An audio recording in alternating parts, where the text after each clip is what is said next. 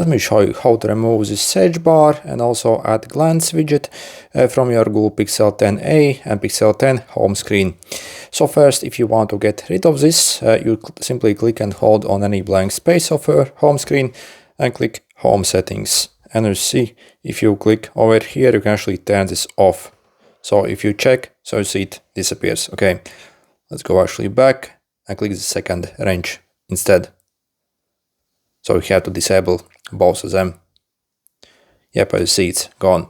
So, and if you're wondering if you are able to actually remove the search bar, well, I have kind of bad news. Basically, as you see, basically on the new Android 17, we can actually customize how the search bar looks like, but we can't actually remove it from the default launcher. So if you actually want to remove this annoying garbage here, the only way how to do that is by basically installing some kind of third-party launcher. So for example, if you go in the Play Store, you can search for maybe like a Pixel launcher, or a Smart launcher also is pretty decent in my opinion.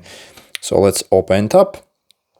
So again, it will allow basically to customize your home screen and also get rid of that junk. So for example, yep, all of the stuff that you want or do not want. Okay, we do not need the premium stuff here. So the free does the job absolutely great.